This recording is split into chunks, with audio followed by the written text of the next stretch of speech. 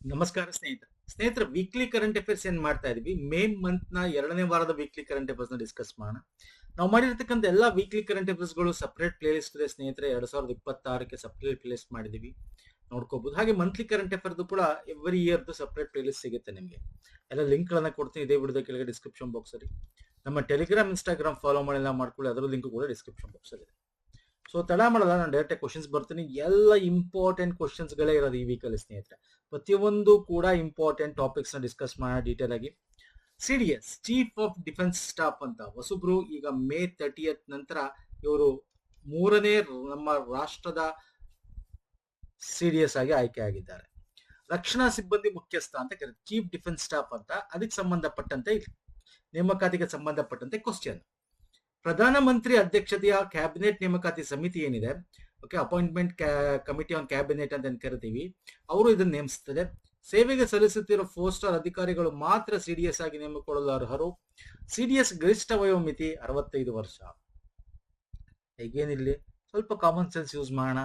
ನಾನು ಹೇಳ್ತಾ ಇರ್ತೀನಿ ಮೋನ್ಲಿ ಅಂತ ಇದ್ರೆ ತಪ್ಪು sir. So option 1 and 3 is the right answer. 1 ಮತ್ತು 3 ಮಾತ್ರ. ಓಕೆ, 1 and 3 ಎರಡನೇ ಆಪ್ಷನ್ ತಪ್ಪು. ಯಾಕೆ ತಪ್ಪು? 4 ಸ್ಟಾರ್ ಅಧಿಕಾರಿಗಳು ರಿಟೈರ್ಡ್ ಆಗಿರ್ತಾರೋ ಸರಿ, ಅಥವಾ ವರ್ಕಿಂಗ್ ಅಲ್ಲಿ ಇರ್ತಕ್ಕಂಥ 3-4 ಸ್ಟಾರ್ ಅಧಿಕಾರಿಗಳು fine, both are accepted. So ಸುದ್ದಿಯಲ್ಲಿ ಯಾಕಿತ್ತು ನಿಮಗೆಲ್ಲ ಗೊತ್ತಿರಬೇಕು. ನಾನು ಫಸ್ಟ್ ರಕ್ಷಣಾ ಸಿಬ್ಬಂದಿ ಅಂದ್ರೆ ಏನು, ಯಾವಾಗ ಬಂತು ಅಂತ ಹೇಳ್ತೀನಿ ನೋಡಿ. ನಿಮ್ಗೆ ಬಿಪಿನ್ ರಾವತ್ ಕೂತು, ಅವರು ಮೊದಲನೆಯ ನಮ್ಮ ಸಿಡಿಎಸ್ ಅಂದ್ರೆ ಇಷ್ಟೇ ಸರ್. ಇಲ್ಲಿ ಸಿಡಿಎಸ್ ಅಂದ್ರೆ ಈಗ ನಿಮ್ಗೆ ಗೊತ್ತಿದೆ, ಒಂದು ನಿಮಗೆ ಆರ್ಮಿ ಇದೆ, ನೇವಿ ಇದೆ ಅಲ್ವಾ ಸರ್, ಏರ್ ಮಾರ್ಷಲ್ ಇದೆ ಅಲ್ವಾ. ಈ ಮೂರಕ್ಕೂ ಕೂಡ ಸಪರೇಟ್ ಆದ ಅಡ್ಮಿರಲ್ಸ್ ಗಳಿರ್ತಾರೆ, ಅಥವಾ ಆರ್ಮಿ ಆಫೀಸರ್ ಜನರಲ್ಸ್ ಅಂತ ಕರಿತೀವಿ, ಅಡ್ಮಿರಲ್ಸ್ ಅಂತ ಕರಿತೀವಿ.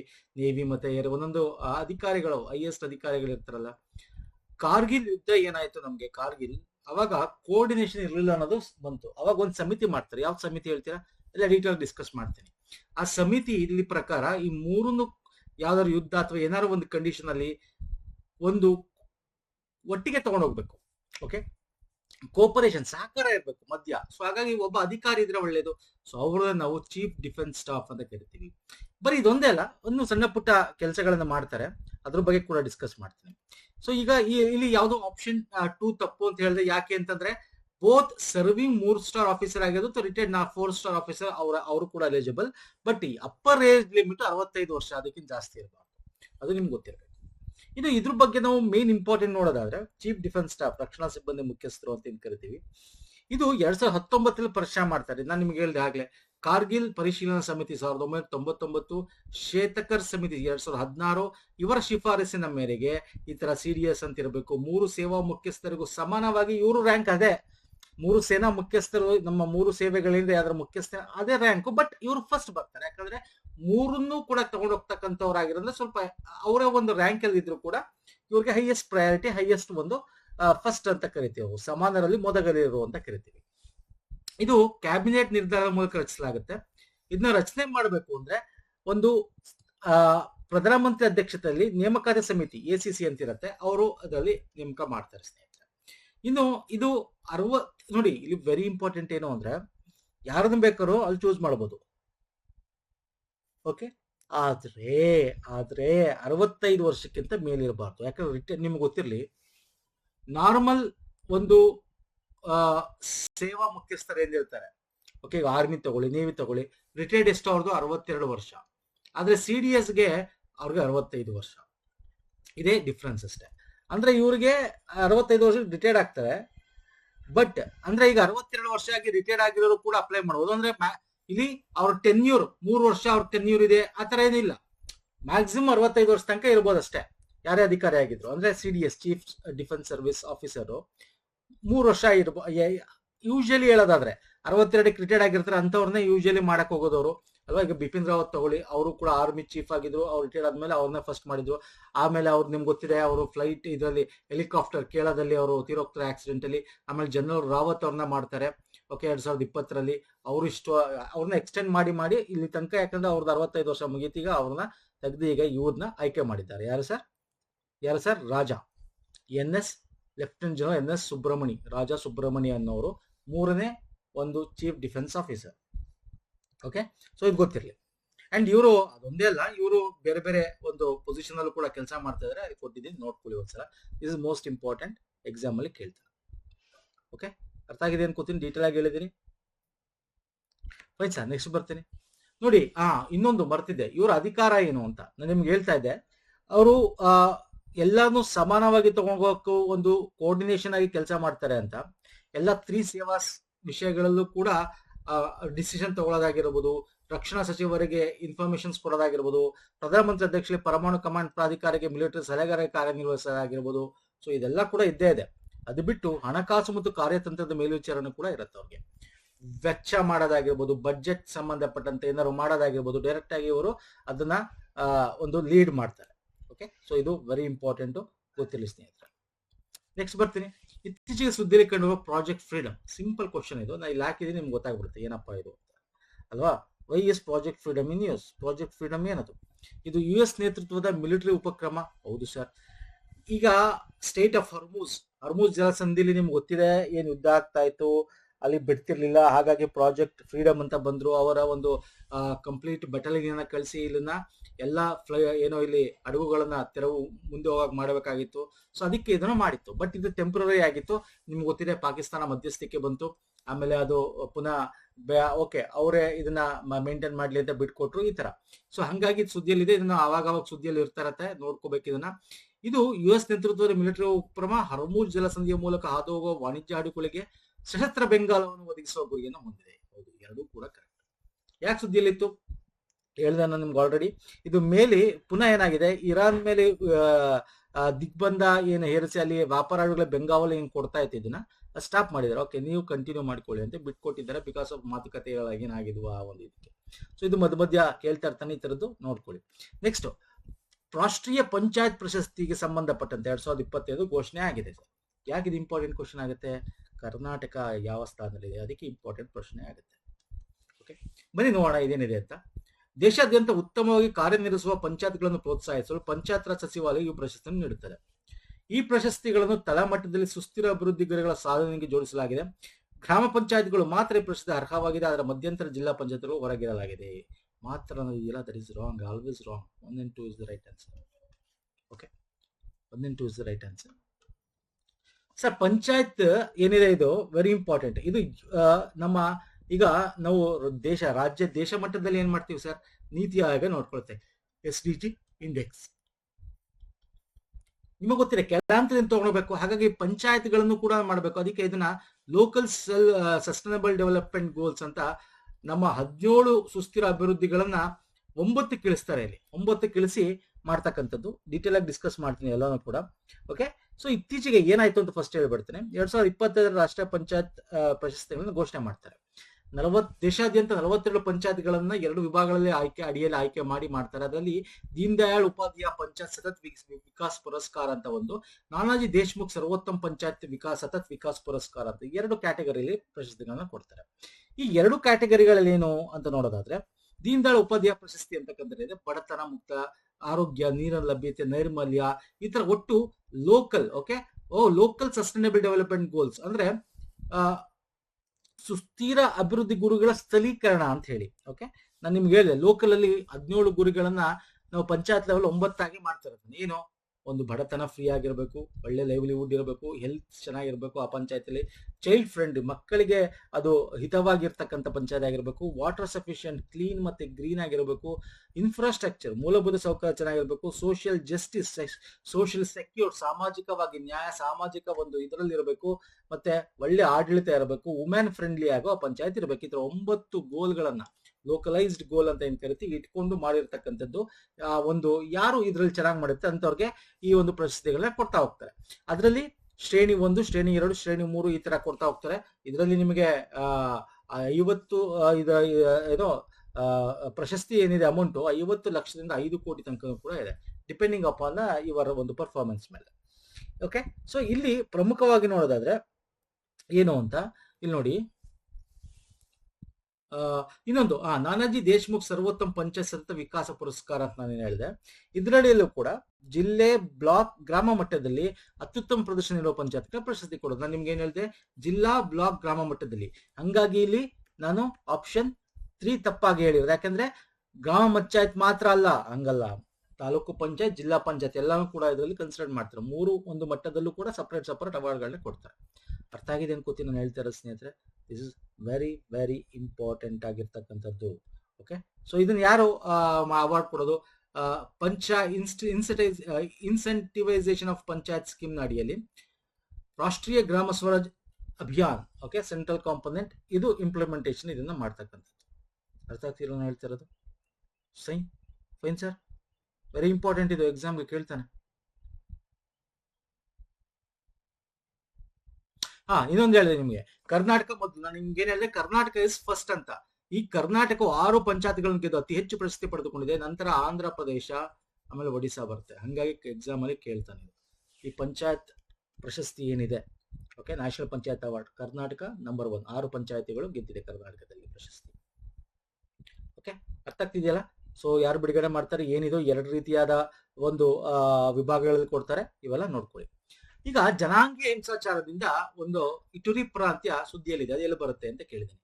ಇಟುರಿ ಪ್ರಾಂತ್ಯ, ಇಟುರಿ ಇದೆ ನೋಡಿ, ಎಲ್ಲಿ ಸರ್? ರಿಪಬ್ಲಿಕ್ ಆಫ್ ಕಾಂಗೋ ಪ್ರಜಾಸತ್ತಾತ್ಮಕ ಗಣರಾಜ್ಯದಲ್ಲಿ ಬರುತ್ತೆ ನೋಡಿ. ಇಲ್ಲಿ ಉಗಾಂಡದಲ್ಲಿ ಪ್ರೇರಿತವಾಗಿ ಒಂದು ಕಡೆ ಅವರು ಸಪೋರ್ಟ್ ಮಾಡ್ತಾರೆ ಈ ಒಂದು ಮಿಲಿಟರಿ ಒಂದು ಇದು 2 ಜನಾಂಗಗಳ ನಡುವೆ ನಡೀತಾ ಇರ್ತಕ್ಕಂಥದ್ದು. ಯಾವುದು? ಹೇಮಾ ಮತ್ತು ಲೆಂಡು ಅಂತ. ಇಲ್ಲಿ ಏನು ಅಂತಂದ್ರೆ, ಇಲ್ಲಿ ಆಕ್ಚುಲಿ ಇದು 30 ವರ್ಷದ ಹಳೇದಿದು ನೋಡೋದಾದ್ರೆ, it is a battle ground for 30 years. ಈಗ 69 ಜನ ಲಾಸ್ಟ್ 1 or 2 weeks ಇಂದ, ಒಂದು ಕಪಲ್ ಆಫ್ ವೀಕ್ಸ್ ಇಂದ ಒಂದಷ್ಟು ಜನ ಸತ್ತಿದ್ದಾರೆ, ಒಂದಷ್ಟು ಜನ ರೆಫ್ಯೂಜೀಸ್ ಗಳಾಗಿದ್ದಾರೆ. ಏನು ಅಂದ್ರೆ, ಇಲ್ಲಿ ಚಿನ್ನ ಒಂದು ಇರ್ತಕ್ಕಂಥ ಒಂದು ಗಣಿ ಇದೆ, ಅದ್ರ ಮೇಲೆ ಹೆಚ್ಚು ನಿಯಂತ್ರಣ ಬರಬೇಕು ಅಂತ ಹೇಳಿ. ತುಂಬಾ ಇತಿಹಾಸ ಹೋಗೋದು ಬೇಡ. ಒಂದು ಹೇಮ ಮತ್ತೆ ಲೆಜೆಂಡು ಆ ನಡುವೆ ಮಿಲಿಟರಿ ಗುಂಪುಗಳು, ನಿಮ್ಗೆ ಗೊತ್ತಿಲ್ಲ, ಆಫ್ರಿಕಾದಲ್ಲಿ ಸಪರೇಟ್ ಸರ್ಕಾರ ಇದು, ಮಿಲಿಟರಿ ಗುಂಪುಗಳು ಸೆಪರೇಟಿಸ್ಟ್ ಅಂತ ಕರಿತೀವಲ್ಲ, ಆ ತರ ಇರ್ತವೆ ಅಲ್ಲಿ. ಓಕೆ, ಸೊ ಆ ತರ ಎಷ್ಟೊಂದ್ ಕಡೆ ನಾವು ಲಾಸ್ಟ್ ಒಂದು 5-6 ವರ್ಷದಿಂದ ನೋಡ್ತಾ ಇದೀವಿ ಎಲ್ಲ ಆಗ್ತಕ್ಕಂಥದ್ದು. ಹಂಗೆ ಇಲ್ಲೂ ಕೂಡ ಇವಾಗ ಅತಿರೇಕಕ್ಕೆ ಹೋಗಿರ್ತಕ್ಕಂಥದ್ದು ಈ ಒಂದು ಏಪ್ರಿಲ್ ಮತ್ತೆ ಮೇ ತಿಂಗಳಲ್ಲಿ. ಇಟೂರು ಪ್ರಾಂತ್ಯದಲ್ಲಿ ಲೆಂಡ್ಯೂ ಮತ್ತೆ ಹೇಮಾ ಗುಂಪುಗಳೊಂದಿಗೆ ಸಂಬಂಧ ಹೊಂದಿರೋ ಮಿಲಿಟಿಯಾಗಳ ನಡುವೆ ದಾಳಿಯಾಗಿ ಅಲ್ಲೊಂದಷ್ಟು ಜನ ಸಾರ್ವಜನಿಕರು ತುಂಬಾ ಜನ ಸಾಯ್ತಾ ಇದ್ದಾರೆ. ಈ ಲೆಂಡ್ಯೂ ಸಮುದಾಯ ಅಂತಕ್ಕಂಥದ್ದೇನಿದೆ, ಅದನ್ನ ಮಿಲಿಟಿಯಾ ಒಕ್ಕೂಟದ cooperative for the development of the Congo ಅವರ ಒಂದು ಸಪೋರ್ಟ್ಗೆ ನಿಂತ್ಕೊಂಡು ಆ ಒಂದು ಮಿಲಿಟರಿ ಗ್ರೂಪ್ ಒಂದು ಸಪೋರ್ಟ್ ಮಾಡಿ ಇದಕ್ಕೆ ಬರ್ತಾ ಇರ್ತಕ್ಕಂಥದ್ದು. ಇನ್ನು ಹೇಮಾ ಅಂತಕ್ಕಂಥದ್ದೇನಿದೆ, ಅವರ ಪರವಾಗಿ ಜನಪ್ರಿಯ ಕ್ರಾಂತಿಯ ಸಮಾವೇಶ ಮತ್ತು ಜೈರ್ ಸಂಯೋಜಿತ ಗುಂಪುಗಳು ಇವರ ಸಪೋರ್ಟ್ಗೆ ಬಂದಿರತಕ್ಕಂಥದ್ದು. ಸೊ ಇವರಿಬ್ಬರ ನಡುವೆ ನಮಗೆ 30 ವರ್ಷ 1973ಕ್ಕಿಂತ ಹೆಚ್ಚು ಹಿಂದೆಗಳಿಂದ ನಾವು ನೋಡ್ತಾ ಇದೀವಿ. ತುಂಬಾ ಇತಿಹಾಸಕ್ಕೆ ಹೋಗೋದು ಬೇಡ, ಯಾಕಂದ್ರೆ ಅಲ್ಲಿ ಚಿನ್ನದ ಗಣಿ ಆಗಿರ್ತಕ್ಕಂಥ ಸಂಪನ್ಮೂಲ ಇದೆ, ಆರ್ಥಿಕ ರಾಜಕೀಯವಾಗಿ ಮೇಲ್ಗೈ ಸಾಧಿಸಬೇಕು ಅಂತ ಈ ತರ ನಡೀತಾ ಇರ್ತಕ್ಕಂಥದ್ದು. ಈ ತರದ್ದು ನಿಮ್ಗೆ ಪ್ಲೇಸಸ್ ಇನ್ ನ್ಯೂಸ್ ಅಡಿಯಲ್ಲಿ ಸಿಂಪಲ್ ಆಗಿ ಪ್ರಶ್ನೆ ಬರುತ್ತೆ. ಮಿಲಿಟರಿ ಅಟ್ಯಾಕ್ ಇತ್ತೀಚೆಗೆ ಕಂಡು ಬಂದಿತ್ತು ಎಲ್ಲಿ? DR ಕಾಂಗೋದಲ್ಲಿ, ಡೆಮೊಕ್ರೆಟಿಕ್ ರಿಪಬ್ಲಿಕ್ ಕಾಂಗೋದಲ್ಲಿ ಯಾವ ಗುಂಪುಗಳ ನಡುವೆ ಅಂತ ಬೇಕಾದ್ರೂ ಕೇಳಬಹುದು, ಅಥವಾ ಯಾವ ಪ್ರದೇಶ ಅಂತ ಕೇಳಬಹುದು, ಇಟುರಿ ಪ್ರಾಂತ್ಯ, ಯಾವ ರಾಜ್ಯ ಅಂತ ಕೇಳಬಹುದು, ಯಾವ ದೇಶ ಅಂತ ಕೇಳಬಹುದು. ಅರ್ಥ ಆಗ್ತಿದೆಯಲ್ಲ? ಸೊ ಎಲ್ಲ ಕೂಡ ಡೀಟೇಲ್ ನ ಹೇಳ್ಕೊಟ್ಟಿದೆ. ಏತಕ್ಕಾಗಿ ಅಂತ ಕೇಳಬಹುದು.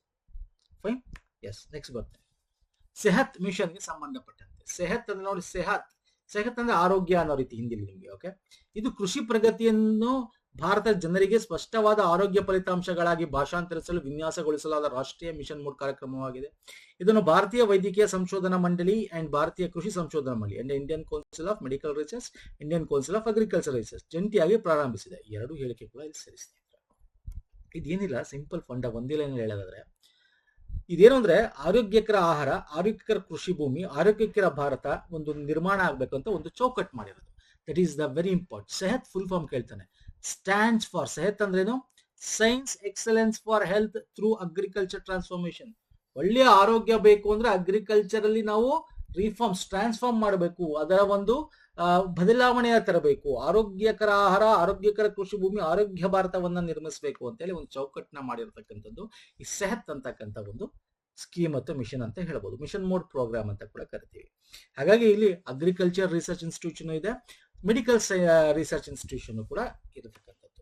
ಇದು 5 ಆದ್ಯತೆಗಳ ಮೇಲೆ ಅಪೌಷ್ಟಿಕ ಪರಿಹಾರಗಳನ್ನ ಮಾಡೋಕೆ, ಸ್ಥಿತಿಗತಿಗಳನ್ನ ನೋಡಿ ಅದಕ್ಕೆ ಜೈವಿಕ ಬಲವರ್ಧನೆ, ಬಯೋ ಮ್ಯಾಗ್ನಿಫಿಕೇಶನ್ ಅಥವಾ ಬಯೋ ಏನ್ ಹೇಳ್ತೀವಿ ನಾವು, ಅದನ್ನ ಎಕ್ಸ್ಟೆಂಡ್ ಮಾಡಕ್ಕೆ, ಜೈವಿಕವಾಗಿ ಅದನ್ನ ಅಭಿವೃದ್ಧಿ ಮಾಡಕ್ಕೋಸ್ಕರ, ಪೋಷಕಾಂಶಗಳನ್ನ ಹೆಚ್ಚು ಇನ್ಕ್ಲೂಡ್ ಮಾಡಕ್ಕೋಸ್ಕರ ಒಂದ್ ಕಡೆ ಆದ್ರೆ, ಇದೊಂದ್ ಕಡೆ ಕೃಷಿಗಳು ಸ್ಥಿತಿಸ್ಥಾಪಕವಾಗಿರಬೇಕು, ಆದಾಯ ಕೂಡ ಇರಬೇಕು, ಜೊತೆಗೆ ವೈವಿಧ್ಯೀಕರಣ ಇರಬೇಕು ಅದರಲ್ಲಿ. ಸೊ ಅದನ್ನ ಒಂದು ಕಡೆ ಕಾನ್ಸಂಟ್ರೇಟ್ ಮಾಡಿ, ಮತ್ತೆ ಔದ್ಯೋಗಿಕ ಆರೋಗ್ಯಕ್ಕೆ ಉದ್ಯೋಗ ವಿತ್ ಆರೋಗ್ಯ ಎರಡೂ ಇರಬೇಕು ಅದರಲ್ಲಿ.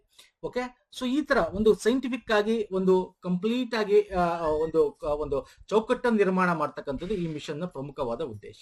ಓಕೆ, ಎಷ್ಟು ತಿಳ್ಕೊಂಡು ಸಾಕು. ಸೆಹತ್ ಅಂದ್ರೇನು, ಯಾರು ಇದನ್ನ ಜಂಟಿಯಾಗಿ ಪ್ರಾರಂಭಿಸಿದ್ವಿ, ಇದರ ಪ್ರಮುಖ ಉದ್ದೇಶ ನೋಡಿ ಇಲ್ಲೇ ಕೊಟ್ಬಿಟ್ಟಿದ್ದೀನಿ. ಇಷ್ಟು ಪ್ರಮುಖವಾಗಿ ಪಾಯಿಂಟ್ಸ್ ಗಳನ್ನ ನೋಡ್ಕೊಂಡ್ಬಿಟ್ರೆ that is more than. Okay, ಅರ್ಥ ಆಗ್ತಿದೆಯಲ್ಲ? So fine sir. Next version ಬರೋಣ. ಸುಸಹಾಯ ಪೋರ್ಟಲ್ಗೆ ಉಲ್ಲೇಖಿಸಿ ಈ ಕೆಳಗಿನ ಹೇಳಿಕೆಯನ್ನು ಪರಿಗಣಿಸಿ. ಇದು ಭಾರತಾದ್ಯಂತ ಹಿರಿಯ ನಾಗರಿಕರಿಗೆ ಕುಂದುಕೊರತೆ ಪರಿಹಾರ ಬೆಂಬಲ ಸೇವೆಗಳನ್ನು ಸುಲಭಗೊಳಿಸಲು ಪ್ರಾರಂಭಿಸಲು ಆನ್ಲೈನ್ ವೇದಿಕೆಯಾಗಿದೆ. ಇದನ್ನು ಸಾಮಾಜಿಕ ನ್ಯಾಯ ಮತ್ತು ಸಬಲೀಕರಣ ಸಚಿವಾಲಯದ ಅಡಿಯಲ್ಲಿ ಅಭಿವೃದ್ಧಿಪಡಿಸಲಾಗಿದೆ. ಸೊ ಎರಡು ಪ್ರಮುಖವಾದ ಒಂದು ಇನಿಷಿಯೇಟಿವ್ ನ ನಮ್ಮ CGI ಉದ್ಘಾಟನೆ ಮಾಡ್ತಾರೆ ಸ್ನೇಹಿತರೆ. Okay, CGI one case one data ಸುಸೋಯ್ ಅಂತಕ್ಕಂಥ ಒಂದು ಚಾರ್ಟ್ ಬೋರ್ಡ್, ಎರಡು ಕೂಡ ಗೊತ್ತಿರಬೇಕು. ಏನಪ್ಪಾ ಇದು ಅಂತಂದ್ರೆ, ಫಸ್ಟ್ ಇಲ್ಲಿ ಆಪ್ಷನ್ಸ್ ಏನ್ ನೋಡಿದ್ರೆ ಯಾವ ಹೇಳಿಕೆ ಸರಿ? ಆಕ್ಚುಲಿ ಎರಡು ಸರಿ, ಇಲ್ಲಿ ಎರಡು ಹೇಳಿಕೆಗಳು ಸರಿ. ಇದನ್ನ ಎರಡನ್ನೂ ಕೂಡ ಡಿಸ್ಕಸ್ ಮಾಡೋಣ. ಇದೊಂದು ಪ್ರಮುಖ ಡಿಜಿಟಲ್ ಉಪಕ್ರಮ. ಓಕೆ, ಒನ್ ಡೇಟಾ ಮತ್ತೆ ಸುಸಾಯ್ ಅಂತಕ್ಕಂಥದ್ದು ಡಿಜಿಟಲ್ ನ್ಯಾಯಾಂಗ ವ್ಯವಸ್ಥೆಗೆ. ಸುಸಾಯ್ ಪೋರ್ಟಲ್ ಏನ್ ಮಾಡುತ್ತೆ ಅಂದ್ರೆ, ಸೀನಿಯರ್ ಸಿಟಿಸನ್ಸ್ ಆಗಿರ್ಬೋದು, ಬೇರೆ ಬೇರೆ ವೆಲ್ಫೇರ್ ಸ್ಕೀಮ್ಸ್ ಗಳು ಏನಿದೆ, ಮತ್ತೆ ಹೆಂಗೆ ನೋಡಿ ಇಲ್ಲೇ ನೋಡಿ ಸುಸಾಯ್ ಅಂತಕ್ಕಂಥ digital assistant for legal queries. Legal ಆಗಿ ಏನಾದ್ರು ಕ್ವಾರಿಗಳಿದ್ರೆ, ಓಕೆ, ಕೇಸ್ನ ಸ್ಟೇಟಸ್ ತಗೊಳಕ್ಕೆ, ಎಸ್ಪೆಷಲಿ ಸೀನಿಯರ್ ಸಿಟಿಸನ್ಸ್ಗೆ ಬರಕ್ಕಾಗದೇ ಇರೋರಿಗೆ ಅಂತವ್ರಿಗೆ ಚಾಟ್ ಬೋಟ್ ಇರುತ್ತೆ. ವಾಟ್ಸಪ್ ಅಲ್ಲಿ ಮುಖಾಂತರ ಚಾಟ್ ಬೋಟ್ಗಳಾಗಿರ್ಬೋದು, ಈ ತರ ಒಂದು ಚಾಟ್ ಬೋಟ್ಗಳನ್ನ ಮಾಡಿ ಕಂಪ್ಲೀಟ್ ಇನ್ಫಾರ್ಮೇಶನ್ ನಿಮಗೆ ವೆಲ್ಫೇರ್ ಬಗ್ಗೆ ಎಲ್ಲ ಕೂಡ ನಿಮಗೆ ಅದು ಕೊಟ್ಬಿಡುತ್ತೆ. ಇನ್ನು ಒನ್ ಕೇಸ್ ಒನ್ ಡೇಟಾ, ಇದು ಡಿಜಿಟಲ್. ಇದು ನಮ್ಮ ಒಂದು taluk court, district court, high court ಇಂದ ಹಿಡಿದು ಯಾವ್ದಾರ ಒಂದು ಕೇಸ್ ಇದ್ರೆ ಅದ್ರದ್ದು ಕಂಪ್ಲೀಟ್ ಡೇಟಾ ಒಂದೇ ಕಡೆ ಸಿಗ್ಬೇಕು. ಈಗ ನಾವು ಅಪೀಲ್ ಮಾಡ್ಬೇಕು, ಏನ್ ಮಾಡ್ತೀವಿ, ಅಲ್ಲಿಂದ ನಾವು ಸರ್ಟಿಫೈಡ್ ಕಾಪಿ ತಗೊಂಡು ಅಲ್ಲೋ ಕೊಡ್ಬೇಕು, ಹಂಗೆಲ್ಲ ಇರಬಾರ್ದು. ಒಂದು ಕಡೆ ನಿಮ್ದೊಂದು ಕೇಸ್ ಒಂದು ID ಅಥವಾ ಕೇಸ್ದು ಒಂದು ರಿಜಿಸ್ಟ್ರೇಷನ್ ಆಗಿರ್ತಕ್ಕಂಥದನ್ನ ಇಟ್ಟು ಅದ್ರಲ್ಲಿ ಎಲ್ಲಾ ಡೇಟಾಗಳು ಇದ್ಬಿಟ್ರೆ ಅಲ್ಲೇ ಆನ್ಲೈನ್ ಅಲ್ಲೇ ಆಕ್ಸೆಸ್ ಮಾಡಬಹುದು. ಆತರ ಅರ್ಥ ಆಗ್ತಿದೆಯಲ್ಲ? ನೋಡಿ, ಒನ್ ಡೇಟಾ ಒನ್ ಕೇಸ್ ಅಂತಕ್ಕಂಥದ್ದು ಸುಪ್ರೀಂ, ಹೈಕೋರ್ಟ್, ಜಿಲ್ಲಾ ನ್ಯಾಯಾಲಯಗಳು ಮತ್ತು ತಾಲೂಕು ನ್ಯಾಯಾಲಯ ಡೇಟಾವನ್ನು ಏಕೀಕೃತ ಡಿಜಿಟಲ್ ವ್ಯವಸ್ಥೆಗೆ ಸಂಯೋಜಿಸಲು ವಿನ್ಯಾಸಗೊಳಿಸಲಾದ ಡಿಜಿಟಲ್ ಏಕೀಕರಣ ಇದು. ಇದರಿಂದ ಪ್ರಕರಣಗಳ ನಿರ್ವಹಣೆ ಸುಗಮ ಆಗುತ್ತೆ. ಭಾರತದಿಂದ ಸಮಗ್ರ ಪರಸ್ಪರ ಸಂಪರ್ಕ ಹೊಂದಿದ ನ್ಯಾಯಾಂಗ ಡೇಟಾ ಬೇಸ್ ಕೂಡ ಸಿಕ್ಬಿಡುತ್ತೆ. ಓಕೆ, ಏನಾಯ್ತು ಏನಿರುತ್ತೆ ಕಂಪ್ಲೀಟ್ ಡೀಟೇಲು ಸುಪ್ರೀಂ ಕೋರ್ಟ್ ಅಲ್ಲೇ ನೋಡ್ಕೊಂಡ್ಬಿಡ್ಬೋದು, ಎಲ್ಲೆಲ್ಲ ಕೆಳಗಡೆ ಏನೇನಾಗಿದೆ ಅಂತ. ಓಕೆ, ಮತ್ತೆ ಸುಸಾಯ್ ಅಂತಕ್ಕಂಥದ್ದು ನಾನು ಆಲ್ರೆಡಿ ಹೇಳಿದೆ, ಇಟ್ ಈಸ್ ಒಂದು ನ್ಯಾಷನಲ್ ಇನ್ಫಾರ್ಮೇಟಿಕ್ ಸೆಂಟರ್ ನ ಒಂದು ಸಹಾಯದೊಂದಿಗೆ ಚಾರ್ಟ್ ಬುಟ್ ನ ಮಾಡಿರತಕ್ಕಂಥದ್ದು. ಸೊ ಕಂಪ್ಲೀಟ್ ಇನ್ಫಾರ್ಮೇಶನ್ಸ್ ನಿಮಗೆ ಆರ್ಟಿಫಿಷಿಯಲ್ ಇಂಟೆಲಿಜೆನ್ಸ್ ಇಂದ ಆಗಿರೋದ್ರಿಂದ ನಿಮಗೆ ನ್ಯಾಯಾಲಯದ ಸೇವೆಗಳು, ಪ್ರೊಸೀಜರ್ ಹೆಂಗಿದೆ, ನೆಕ್ಸ್ಟ್ ಏನಾಗುತ್ತೆ, ನೆಕ್ಸ್ಟ್ ಸ್ಟೆಪ್ ಏನು, ಎಲ್ಲ ಡೀಟೇಲ್ ನೀವು ಇದು ಚಾರ್ಟ್ ಬುಟ್ ಮುಖಾಂತರ ನೀವು ತಿಳ್ಕೋಬಹುದು. ಓಕೆ, ಎಲ್ಲ ಡಿಜಿಟಲೀಕರಣಕ್ಕೆ ಸಂಬಂಧಪಟ್ಟಂತೆ ಇರ್ತಕ್ಕಂಥ ಸ್ನೇಹಿತರೆ. ಓಕೆ, ಕೇಳ್ತಾನೆ ಇಂಥದ್ದು ಎಕ್ಸಾಮ್ಗೆ ನೋಡ್ಕೊಳ್ಳಿ. ಈಗ ಕೂನೋ ರಾಷ್ಟ್ರೀಯ ಉದ್ಯಾನ ಪುನಃ ನ್ಯೂಸ್ ಅಲ್ಲಿ ಇದೆ. ನಿಮ್ಗೆ ಗೊತ್ತಿದೆ ಪ್ರಾಜೆಕ್ಟ್ ಚೀತಾ ಗೊತ್ತಿರಬೇಕು. ವಾಟ್ ಇಸ್ ಪ್ರಾಜೆಕ್ಟ್ ಚೀತಾ, ಯಾವಾಗ ಬಂತ ಹೇಳಿ ನೋಡೋಣ. ಈಗ ಸಿಂಪಲ್ ಸರ್, ನ್ಯೂಸ್ ಅಲ್ಲಿ ಇದೆಯಲ್ವಾ, ನಿಮ್ಗೆ ಕೇಳ್ತಾನೆ ಪ್ರಾಜೆಕ್ಟ್ ಚೀತಾ ಅಂದ್ರೆ ಏನು. ಓಕೆ, ಯಾವಾಗ ಇದು ಲಾಂಚ್ ಆಯ್ತು, ಎಲ್ಲೆಲ್ಲಿಂದ ತರ್ತಾ ಇದೀವಿ ನಾವು ಚಿರತೆಗಳನ್ನ, ನಮ್ಮ ಭಾರತಕ್ಕೆ ಇಂಟ್ರೊಡ್ಯೂಸ್ ಮಾಡ್ತಾ ಇದೀವಿ, ಯಾವ ದೇಶದಿಂದ ತಂದಿದ್ದೀವಿ. ಸಿಂಪಲ್ ಕ್ವಶನ್ ಕೇಳಬಹುದು. ಇದು ಮಧ್ಯಪ್ರದೇಶದ ಕೂನೋ ರಾಷ್ಟ್ರೀಯ ಉದ್ಯಾನ. ಹೌದು ಸರ್. ಇದು ಭಾರತದಲ್ಲಿ ಚಿರತೆಗಳನ್ನು ಪುನಃ ಪರಿಚಯ ಪ್ರಾಜೆಕ್ಟ್ ಚೀತಾ ಉಪಕ್ರಮವಾಗಿದೆ. ಹೌದು ಸರ್. ಇದು ಉದ್ಯಾನವು ಚಂಬಲ್ ನದಿಯ ಜಲಾನಯ ಪ್ರದೇಶಕ್ಕೂ ಉದ್ದಕ್ಕೂ ಇದೆ. ಹೌದು ಸರ್. ಎಲ್ಲ ಹೇಳಿಕೆಗಳು ಕೂಡ ಸರಿ. ಈಗ ಮಧ್ಯಪ್ರದೇಶದ ಇದನ್ನ CM ಚಿರತೆನ ಬಿಡುಗಡೆ ಮಾಡ್ತಾರೆ. ಡಾಕ್ಟರ್ ಮೋಹನ್ ಯಾದವ್ ಅಂತ, ಚೀಫ್ ಮಿನಿಸ್ಟರ್ ಆಫ್ ಮಧ್ಯಪ್ರದೇಶ. ಏನಕ್ಕೆ ಬಿಡುಗಡೆ ಮಾಡ್ತಾರೆ ಅಂದ್ರೆ, 3ನೇ ಬ್ಯಾಚ್ ಚೀತಾಗಳನ್ನು ನಾವು ಆಫ್ರಿಕಾದಿಂದ ತರಿಸ್ಕೊಂಡಿದ್ದೀವಿ. ಆಫ್ರಿಕಾದ ಬೋಟ್ಸ್ವಾನಾ ಇಂದ ಒಟ್ಟು 9 ಚಿರತೆಗಳನ್ನು ತರಿಸ್ಕೊಂಡಿದ್ದೀವಿ ಸ್ನೇಹಿತರೆ. ಅದರಲ್ಲಿ 6 ಫಿಮೇಲು 3 ಮೇಲು. ಈಗ 2ನ್ನ ಕ್ವಾರಂಟೈನ್ ಅಂತ 2ನ್ನ ಬಿಡುಗಡೆ ಮಾಡಿದ್ದಾರೆ ಕೂನೋ ನ್ಯಾಷನಲ್ ಉದ್ಯಾನವನಕ್ಕೆ. ಇಲ್ಲಿ ಒಟ್ಟು ಇದು ಸೇರಿ ಈಗ ಭಾರತದಲ್ಲಿ ಚೀತಾಗಳು ನಾವು 2022 ಸ್ಟಾರ್ಟ್ ಆಗಿದೆ. ಇದು 2022 ಸರ್. ಅವಾಗ್ಲಿಂದ ನೋಡ್ತಾ ಬಂದ್ರೆ ಇವಾಗ ಒಟ್ಟು ಇಲ್ಲಿ ಬಂದಿದೆ, ಮರಿ ಹಾಕಿದೆ, ಒಂದಷ್ಟು ಮರಿಗಳು ಕೂಡ ಸತ್ತಿದೆ, ಒಂದು 4-5 ಇತ್ತೀಚೆಗೆ 3-4 ತಿಂಗಳು ಅನ್ಕೋತೀನಿ, if I am not wrong. 4-6 ಮರಿಗಳು ಸತ್ತು. ಎಷ್ಟು ಸತ್ತು ಸರ್? ಏಪ್ರಿಲ್ 11ರಂದು ಹೆಣ್ಣು ಚಿರತೆ ಜನಿಸಿದ 4 ಮರಿಗಳು ಸತ್ತು. ಗೊತ್ತಿಲ್ಲ ಹೆಂಗ್ ಸಾಯ್ತು ಅಂತ, ಬೇರೆ ಪ್ರಾಣಿಗಳಿಂದ, ಅದು ಪರಭಕ್ಷಗಳಿಂದ ಆಯ್ತಾ ಅಥವಾ ಏನಾಯ್ತು ಅಂತ. ಬಟ್ ಈ ತರ ಈಗ ಎಲ್ಲ ಒಟ್ಟು ಚಿರತೆಗಳನ್ನು ನೋಡಿದ್ರೆ 57 ಚಿರತೆಗಳು ಈಗ ನಮ್ದ್ರಲ್ಲಿ ಭಾರತದಲ್ಲಿ ಇದೆ, ಇವಾಗ ತಂದಿರೋದು ಸೇರಿ. ಓಕೆ, 9 ಚಿರತೆಗಳನ್ನ ಈಗ ಬೋಟ್ಸ್ವಾನಾ ಅಂತ ತಂದಿವಿ. ಹಂಗಾರೆ ಮೊದಲಲ್ಲಿ ತಂದ್ವಿ 2022ರಲ್ಲಿ ಫಸ್ಟ್ ನಮೀಬಿಯಾ ಅಂತ ತರ್ತೀವಿ ಸರ್ 8 ಚಿರತೆಗಳನ್ನ. ಆಮೇಲೆ 2023ರಲ್ಲಿ ಸೌತ್ ಆಫ್ರಿಕಾನ 12 ಚಿರತೆ ತರುತ್ತೆ. ಈಗ ಬೋಟ್ಸ್ವಾನಾದಿಂದ 9 ಚಿರತೆಗಳನ್ನ ತಂತೀವಿ. ಅಲ್ಲಿ 6 ಹೆಣ್ಣು 3 ಗಂಡಿದೆ. ಸೊ ಈಗ ಭಾರತದಲ್ಲಿ ಆಕ್ಚುಲಿ ನೋಡಿದ್ರೆ 1972 ಅಥವಾ 52 ಸಮಥಿಂಗ್ ಏನೋ ಅವಾಗಿನ ಚಿರತೆಗಳೇ ಇರಲಿಲ್ಲ ನಮ್ಮ ಕಾಡಲ್ಲಿ. ಎಸ್, ಝೂಗಳಲ್ಲಿ ಇದ್ವು, ಓಕೆ, ಎಕ್ಸೈಟು ಅಂತೀವಲ್ಲ, ಅಲ್ಲಿ ಇನ್ಸೈಟುಗಳಲ್ಲಿ ನಾವು ಚಿರತೆಗಳೇ ಇರಲಿಲ್ಲ. ಹಾಗಾಗಿ ಇದನ್ನ ಇಂಟ್ರೊಡ್ಯೂಸ್ ಮಾಡೋದು. ಇಲ್ಲಾಂದ್ರೆ ನಮಗೆ ಎಕೋಸಿಸ್ಟಮ್ ಅಲ್ವಾ, ಒಂದಾದ್ಮೇಲೆ ಒಂದು ಎಕೋಲಜಿಗಳು ಏನಿದೆ ಅದನ್ನ ಮೇಂಟೈನ್ ಮಾಡಕ್ಕಾಗಲ್ಲ. ಚಿರತೆ ಇಲ್ಲ ಅಂತಂದ್ರೆ ಸಸ್ಯಾಹಾರಿಗಳು ಜಾಸ್ತಿ ಆಗ್ಬಿಡ್ತವೆ. ಸೊ ಹಂಗಾಗಿ ಚಿರತೆಗಳು ಬೇಕು ಅಂತೇಳಿ. ಸೊ ನಮ್ದು ಸಮಶೀತೋಷ್ಣ ಆಗಿರೋದ್ರಿಂದ ಆಫ್ರಿಕಾದಲ್ಲೂ ಕೂಡ ಸಮಶೀತೋಷ್ಣ ಭಾಗದ ಕಡೆಯಿಂದ ಸಮಭಾಜಕ ವೃತ್ತದ ಆ ಕಡೆ ಈ ಕಡೆ ಆಸುಪಾಸಿಂದ ತಗೊಂಡ್ ಬರ್ತಾ ಇರ್ತಕ್ಕಂಥದ್ದು. ಸೊ ಹಾಗಾಗಿ this is very important. Exam ಅಲ್ಲಿ ಕೇಳ್ತಾನೆ. ಈಗ ಒಟ್ಟು ಭಾರತದಲ್ಲಿ 57 ಚಿರತೆ ಇದೆ. ಭಾರತದಲ್ಲಿ ಜನಿಸಿದ ಚಿರತೆಗಳು ಸೇರಿ, ಓಕೆ. ಸೊ ಇದನ್ನು ತಿಳ್ಕೊಳ್ಳಿ. ಹೊರಗಡೆ ಅಂತಂದಿದ್ದು ಎಷ್ಟು 8 + 12 + 9. ಅರ್ಥ ಆಗ್ತಿದೆಯಲ್ಲ? ಅದರಲ್ಲೂ ಸತ್ವ ಎಲ್ಲ ಸೇರಿ ಈಗ ಒಟ್ಟು 57 ಇದೆ. ನೆಕ್ಸ್ಟ್ ಬರ್ತೀನಿ. ಭಾರತೀಯ ಕುಟುಂಬಗಳು 1 ವರ್ಷದವರೆಗೆ ಆಮದು ಮಾಡಿಕೊಂಡ ಚಿನ್ನದ ಖರೀದಿಯನ್ನು ಗಣನೀಯವಾಗಿ ಕಡಿಮೆ ಮಾಡಿದರೆ ಕೆಳಗಿನ ಯಾವುದು ಹೆಚ್ಚು ಸಂಭಾವ್ಯ ಸ್ಥೂಲ ಆರ್ಥಿಕ ಪರಿಣಾಮ? ನಿಮ್ಗೆ ಗೊತ್ತಿದೆ, ಈಗ ಚಿನ್ನದ್ದು ಆಮದು ಒಂದು ಸುಂಕ ಹೆಚ್ಚಿದ್ದಾರೆ ಅಲ್ಲ, ಓವರ್ ಆಲ್ 6% ಇದ್ದಿದ್ದು 15% ಹೆಚ್ಚಿಗೆ ಮಾಡಿದ್ದಾರೆ. ಸೊ ಆಸ್ಟರಿಟಿ ಕಾಲ್ ಅಂತ ಕರಿತೀವಿ. ಆಸ್ಟರಿಟಿ ಕಾಲ್ ಅಂದ್ರೆ ಏನು ಹೇಳ್ತೀರಾ? ಅಂದ್ರೆ ಪ್ರಧಾನಿ ಅವರು, ಅಂದ್ರೆ ಇವ್ರು ಯಾರು ಸರ್? ನಮ್ಮ ರಾಜಕೀಯ ಅಥವಾ ಸರ್ಕಾರದ ಅತ್ಯುನ್ನತ ಪೊಸಿಷನ್ ಇರ್ತಕ್ಕಂಥ ಒಬ್ಬ ವ್ಯಕ್ತಿ ಅಲ್ವಾ? ಸೊ ಹಾಗಾಗಿ ಆಸ್ಟೆರಿಟಿ ಕಾಲ್ ಅಂದ್ರೆ ಎ ಪಬ್ಲಿಕ್ ಅಪೀಲ್, ಓಕೆ, ಸಾರ್ವಜನಿಕರಿಗೆ ಒಂದು ಅಪೀಲ್ ಮಾಡ್ತಕ್ಕಂಥದ್ದು ಗೌರ್ಮೆಂಟ್ ಅಥವಾ ನ್ಯಾಷನಲ್ ಲೀಡರ್ ಏನಂತ, ಟು ಫೈನಾನ್ಷಿಯಲ್ ರೆಸ್ಟೆಂಟ್. ಫೈನಾನ್ಷಿಯಲಿ ನಾವು ಏನಿದೆ ಅದನ್ನ ಸ್ವಲ್ಪ ಇಂಪೋರ್ಟೆಡ್, ಅದನ್ನ ತಪ್ಪಿಸ್ಕೊಳ್ಳೋಕೆ ಇಂಪೋರ್ಟೆಡ್ ಗೂಡ್ಸ್ ಗಳನ್ನ ಕಮ್ಮಿ ಮಾಡಿ, ಸ್ಪೆಂಡಿಂಗ್ ಕಮ್ಮಿ ಮಾಡಿ, ಈ ತರ ಒಂದು ಇದನ್ನ ಘೋಷಣೆ ಮಾಡ್ತಕ್ಕಂಥದನ್ನ ಆಸ್ಟೆರಿಟಿ ಕಾಲ್ ಅಂತ ಕರಿತೀವಿ. ಬೇಕಾದ್ರೆ ಎಕ್ಸಾಂಪಲ್ ಇದನ್ನೆಲ್ಲ ಕೇಳ್ಬೋದು, ನೋಡ್ಕೊಳ್ಳಿ ಆಯ್ತಾ. ಈಗ ಏನಾಯ್ತು, ಇವರು ನಿಮ್ಗೆ ಹೇಳಿದ್ರು ಏನು, ಪ್ರಧಾನ ಮಂತ್ರಿಗಳು ಏನ್ ಹೇಳಿದ್ರು? I will show you. Avoid buying gold for 1 ವರ್ಷ ತಗೋಬೇಡಿ ಅಂದ್ರು. ಫ್ಯೂಯಲ್ ಕನ್ಸಂಪ್ಷನ್ ಕಮ್ಮಿ ಮಾಡಿ, ಆದಷ್ಟು ಮನೆಯಲ್ಲಿ ವರ್ಕ್ ಫ್ರಮ್ ಹೋಮ್ ಟ್ರೈ ಮಾಡಿ ಅಂತ ಹೇಳಿದ್ರು. ಎಡಿಬಲ್ ಆಯಿಲ್ ನ ಕನ್ಸಂಪ್ಷನ್ 10% ಇಳಿಸಿ ಅಂತ ಹೇಳಿದ್ರು. ಅಂದ್ರೆ ನಾವು ಅಡಿಗೆಗೆ ಯೂಸ್ ಮಾಡ್ತಕ್ಕಂಥ ಆಯಿಲ್ ನ ಕಮ್ಮಿ ಮಾಡಿ ಅಂತ ಹೇಳಿದ್ರು. ಆಮೇಲೆ ಶಿಫ್ಟಿಂಗ್ ನ್ಯಾಚುರಲ್ ಫಾರ್ಮಿಂಗ್ ಶಿಫ್ಟ್ ಮಾಡಿ, ಯಾಕಂದ್ರೆ ಕೆಮಿಕಲ್ ಫರ್ಟಿಲೈಸರ್ಸ್ ನೋಡಿ ಇಲ್ಲೆಲ್ಲ ಏನ್ ಹೇಳ್ತಾ ಇದೆ, ಇವೆಲ್ಲ ನಾವು ಇಂಪೋರ್ಟ್ ಮಾಡ್ಕೋತೀವಿ. ಇನ್ನೆಲ್ಲ ಇಂಪೋರ್ಟ್ ಮಾಡ್ಕೊಳ್ಳೋದ್ರಿಂದ ಆಗುತ್ತೆ, ಆಮದು ಮಾಡ್ಕೊಳ್ಳೋದ್ರಿಂದ ಏನಾಗುತ್ತೆ, ನಮ್ಮ ಫಾರೆಕ್ಸ್ ಮೇಲೆ ತುಂಬಾ ಪ್ರಭಾವ ಬರುತ್ತೆ. ಫಾರೆಕ್ಸ್ ನಮ್ದು ಕಮ್ಮಿ ಆಗುತ್ತೆ.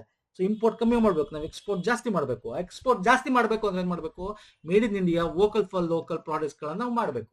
ಇದನ್ನ ಅವ್ರು ಘೋಷಣೆ ಮಾಡಿದ್ರು ಅಲ್ವಾ ಸರ್?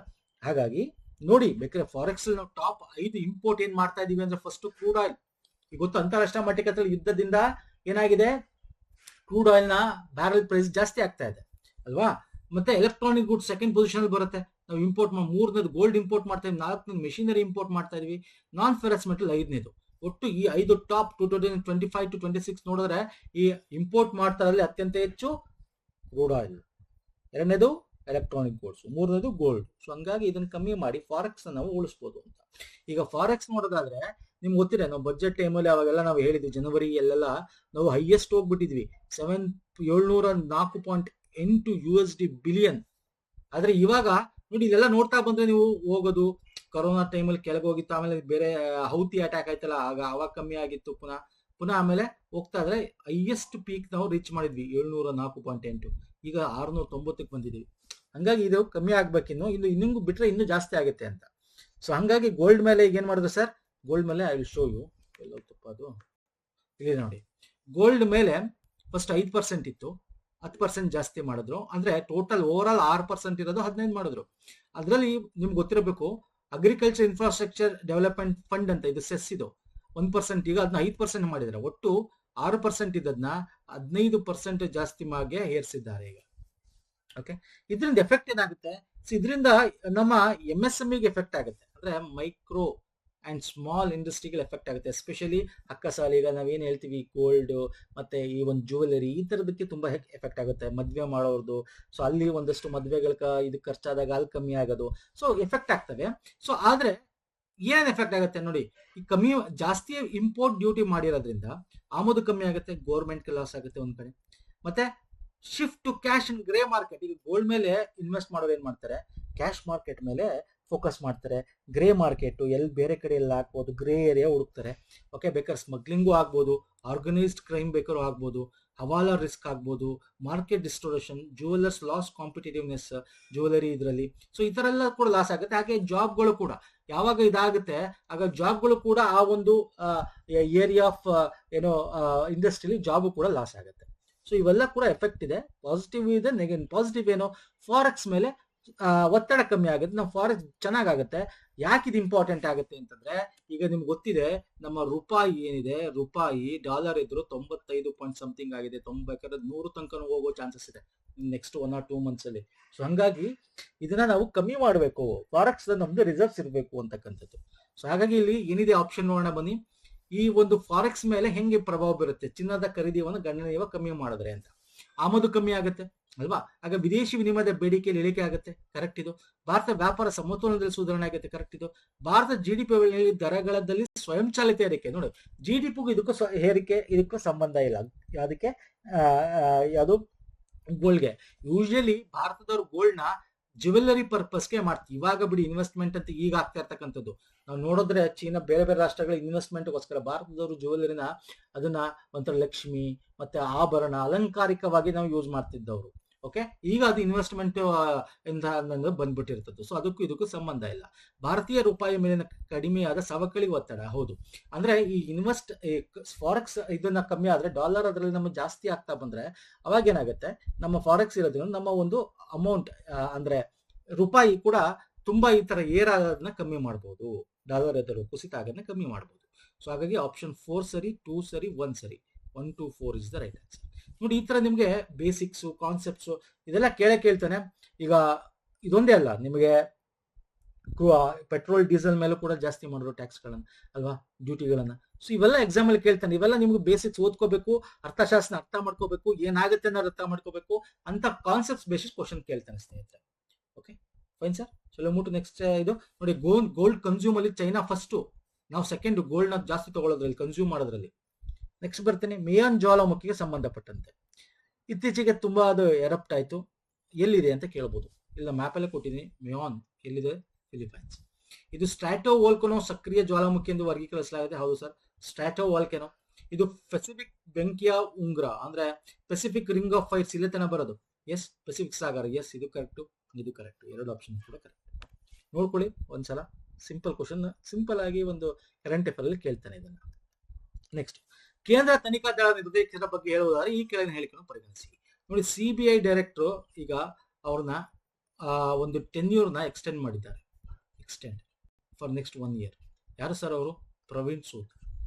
ಪ್ರವೀಣ್, ಇದು 2ನೇ ಸಲ ಮಾಡಿರೋದು ಅವ್ರಿಗೆ.